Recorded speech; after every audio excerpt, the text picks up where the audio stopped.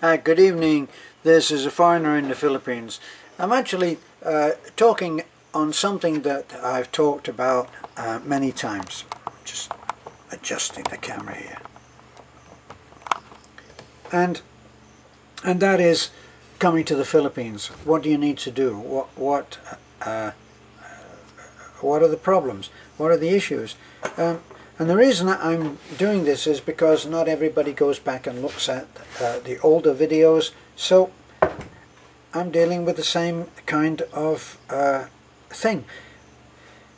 Coming to the Philippines is not it's not a huge problem, but we have had one visitor that came out here, did not buy a return ticket and was refused to board the flight. And now in this particular case he had intended to come out and spend a certain amount of time, but he didn't actually didn't know how long he would be here, so he didn't buy a return ticket. Now it does say, if you've checked about visas and the Philippines, it does actually stipulate, and as I always say, go to the source. It does say you must have a ticket that at least says you are going on somewhere else. Okay, so it's best to attend to that. Now when I came out, I had no intention of returning to the US, and when I was talking, this might be a tip that you might find is useful to you if you don't want to buy a return ticket which is not going to be used, because let's face it, they're only valid for a certain amount of time. I think it's probably, is it a year, something like that, and then you've had it. If you don't travel back within a year, then you're not traveling back on that ticket, and it's a waste of money. So everybody coming out wants to just buy a single ticket, single one way. Now you've got several options that you can go to on that. You could actually have a ticket that takes you further on to, say, I don't know, Indonesia, Hong Kong, anywhere. They don't care as long as you show that you have planned to leave. Now why on earth they do this, I really don't know, because once you're here, all you have to do is go down to the immigration, and they will quite happily, without any question at all, give you an extension of the visa that you are given when you arrive. In my experience, when you arrive, you get a month free visa. It's a month free stay, and you are within legal status to stay for that month. Now what do you do then?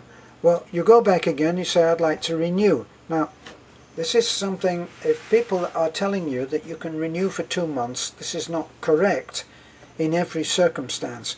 In the circumstance where you've been given your free 30-day visa, when you go back again, they will give you a maximum visa of 30 days. So you get another 30-day visa.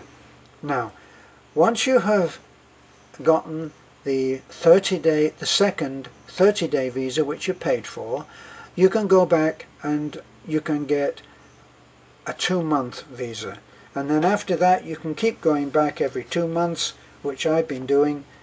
You get a 2-month extension without any problem at all. I never have any issues at all. But then I go to Tagbilaran, and in Tagbilaran, when you go in there, it's as if they're closed and they haven't locked the door, because there never seems to be anybody there.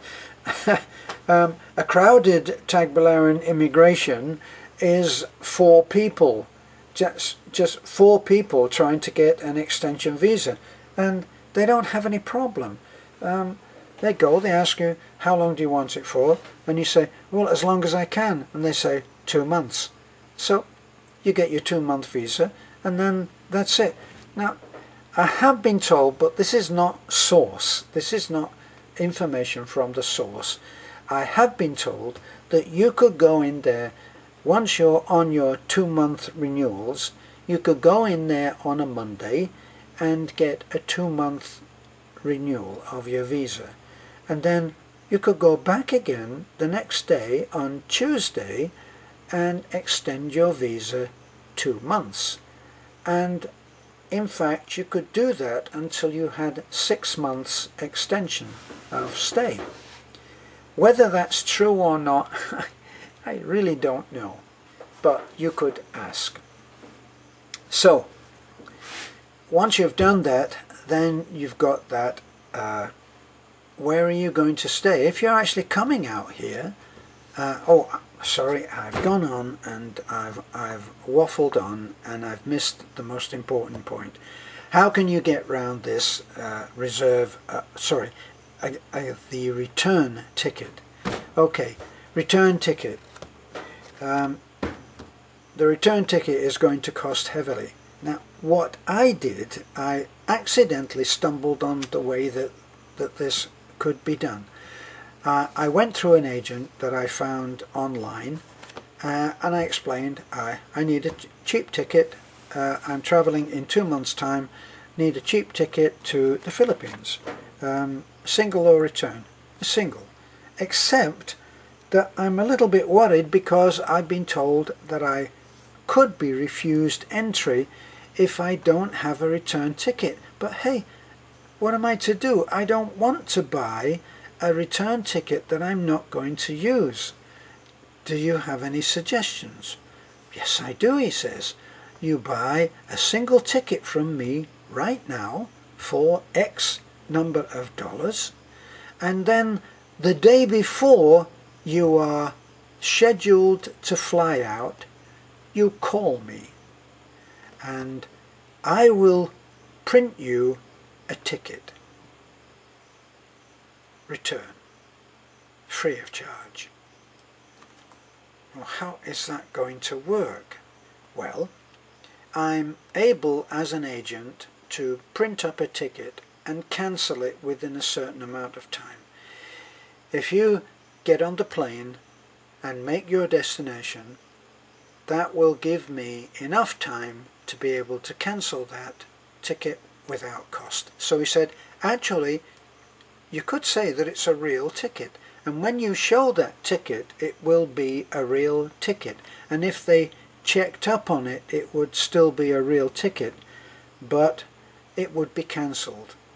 Now, if you want to look at the rights and wrongs of that and consider that that's a wrong thing to do, well, that would be your choice. For me personally, it seemed like a reasonable thing, that I wasn't going to get anything for free, and he was operating within the rules of his work. So what did I do? I called him the day before and I said, hey, it's me, I'm leaving tomorrow morning, can we do the ticket thing? No problem, he said. I am now issuing you, I said, I'm a little bit worried that, perhaps you'll forget, to do this. And of course, when I first called, he was out at lunch. I thought, oh my God, here we go, he's out at lunch. But he actually was out at lunch, and he came back and said, oh, hi, sorry, I've been out at lunch. He issued the temporary ticket, if you want to call it that, and they never asked me for it. So all of that went to waste, but I'm not very good at travelling with the stress of some possible unexpected experience with immigration, which because I've spent many years struggling with the bureaucracy that's involved in American immigration, immigration is enough to raise the hairs on the back of my neck. So I preferred to have everything in order, and that's what I did. So that was how I got it around it. And I'm looking at the clock now. This is very good on this camera now because it's the Canon, and it shows me how long I've been warbling on for.